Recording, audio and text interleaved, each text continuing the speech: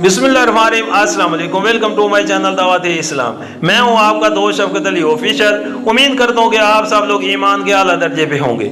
सूरह अल अराफ के या नंबर 177 का तर्जुमा बड़ी बुरी मिसाल है ऐसे लोगों की जिन्होंने हमारी आयत को झुठलाया और वो आप अपने ऊपर जुल्म करते रहे।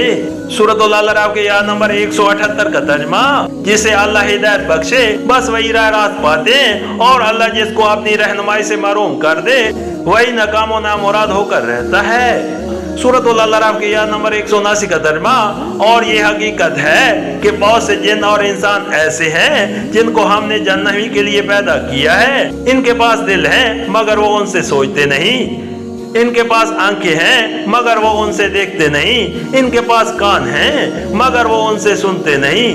वो जानवरों की तरह हैं बल्कि उनसे भी ज्यादा गए गुजरे।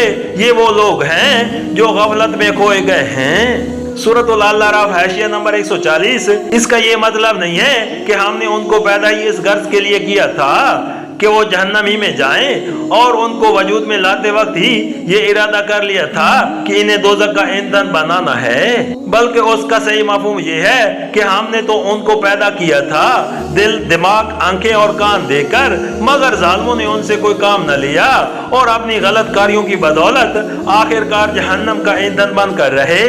इस मजमून को अदा करने के लिए वो अंदाज़े बयां इख्तियार किया गया है जो इंसानी जबान में इंतहाई अफसोस और हसरत के मौके पर इस्तेमाल किया जाता है। मिसाल के तौर पर अगर किसी माँ के मुतअद्दिद जवां बेटे लड़ाई में जाकर लुकमा अजल हो गए हों तो वो लोगों से कहती है कि मैंने इन्हें इसलिए पाल पोस कर बड़ा किया था कि लोहे और आग के खेल में खत्म हो जाएं। इस कौल से इसका मुद्दा ये नहीं होता कि वाकया उसके पालने पोसने की गर्ज यही थी, बल्कि उस हसरत भरे अंदाज में दरअसल वो कहना ये चाहती है कि मैंने तो इतनी मेहनतों से अपना खून जिगर पिला पिला कर इन बच्चों को पाला था, मगर खुदा उन लड़ने वाले फसादियों से समझे कि मेरी मेहनत और कुर्बानी के समरात यूं खाक में मिलकर रहे।